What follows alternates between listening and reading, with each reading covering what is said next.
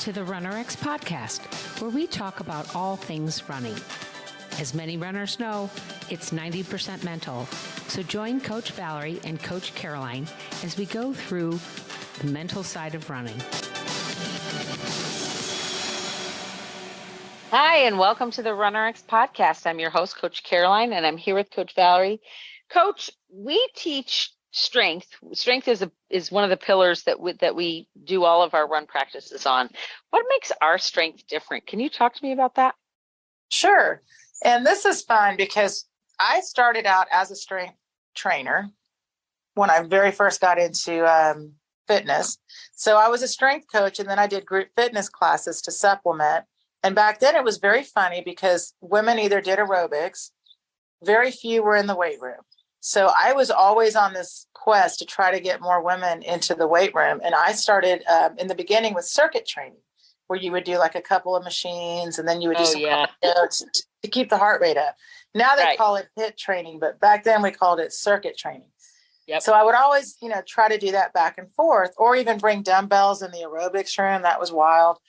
So in the beginning, it was really thought, this was just the culture of running, that if you were going to do weights, you were going to get bigger. And if you got bigger, you were going to get slower. So runners were very against that idea of having bigger muscles. I don't want to weigh more. I don't have big muscles. I don't want to carry extra weight in my run. Of course not. That makes a lot of sense. That's a metabolic cost in your running. However, what we know is that increasing your bone density, being stronger overall, definitely helps runners. So runners are now strength training very much. It's happening in all the levels of running. The difference is we're not trying to teach you to be bodybuilders. We want you to stay running.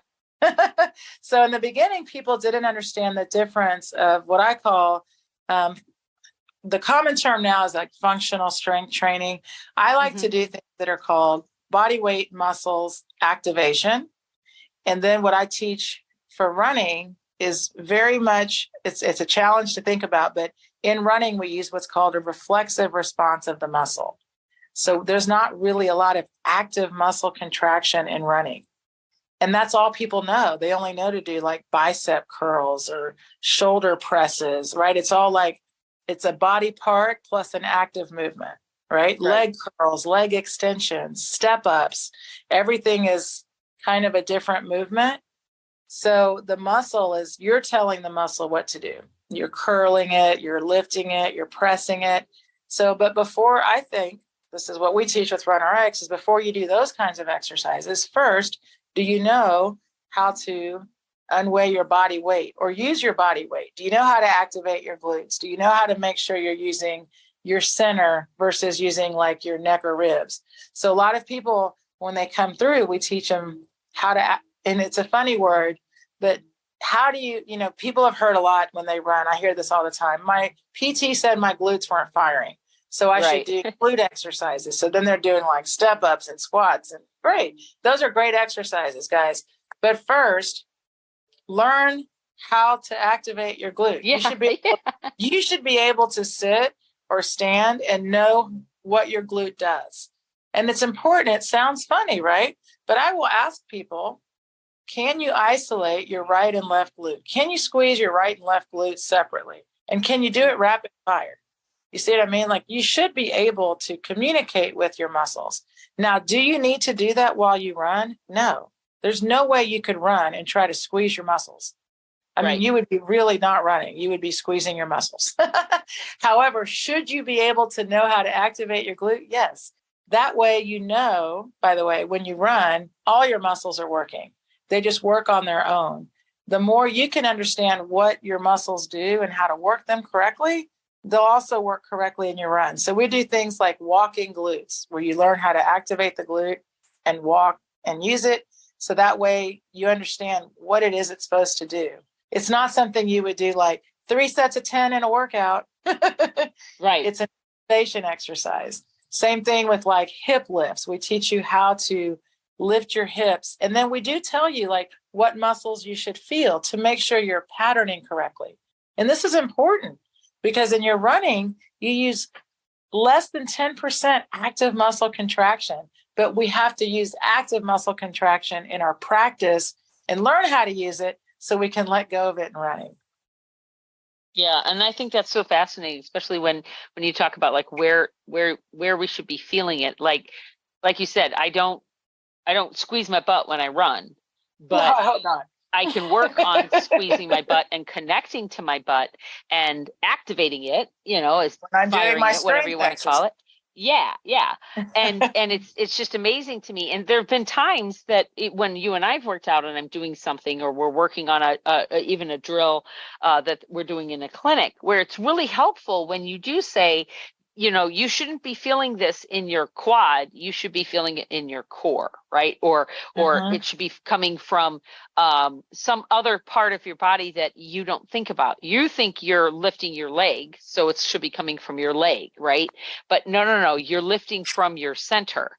And so that changes everything, guys. When you really kind of focus, I geek out on it, because that's really what's most important. Like, strength training your legs isn't necessarily going to make you run faster. Strength training your core and lifting your legs from your core is what's going to make you and your glutes. I mean, it's not just, right. You're right though. It's the act. But you see what I'm saying? What Caroline's trying to explain, it was just just again, because people get, like, for example, it's the difference of when you stand up.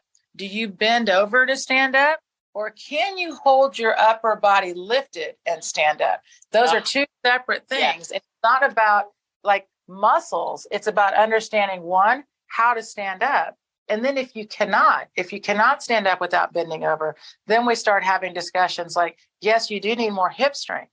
Runners need hip strength more than anything else. So she's saying core, but think hip, because the core is not just the front part. It's your butt too. So it's important. Yeah. And it's the top of your chest. It's like wearing one of those old-fashioned swimsuits that men used to wear. They had sleeves. So that's really your core. That's your center. That's your whole midline. And it includes the glutes. So that's what you learn is like, it's not separating, but we have to learn how to activate your center and your glutes so that when you do the work, you learn that correct movement pattern. And then when you run, you just run. And that's a challenge. And this is fun. I call myself a learned athlete. I was not a natural runner. I started running in college, and just like everyone else, got shin splints and all that. So I was like, well, I'm not very good at this. But when you learn how to do movement correctly, all of a sudden running changed for me. Running wasn't anymore I don't know what I'm doing. I'm just going to go out there and hope good things happen. Running became something I could get better at by doing these exercises. That's the fun. Yeah, that improvement and that progress. Yeah. Okay, guys, if you have any questions that you'd like us to answer on the RunRx podcast, we would love to hear from you. You can email us at support@runrx.fit. That's support@runrx.fit. Thanks, guys. Thank you for joining us on the RunRx podcast. If you'd like to know more, join us at www.runrx.fit. And if you have additional questions that you'd like answered on the podcast, email us at support@runrx.fit.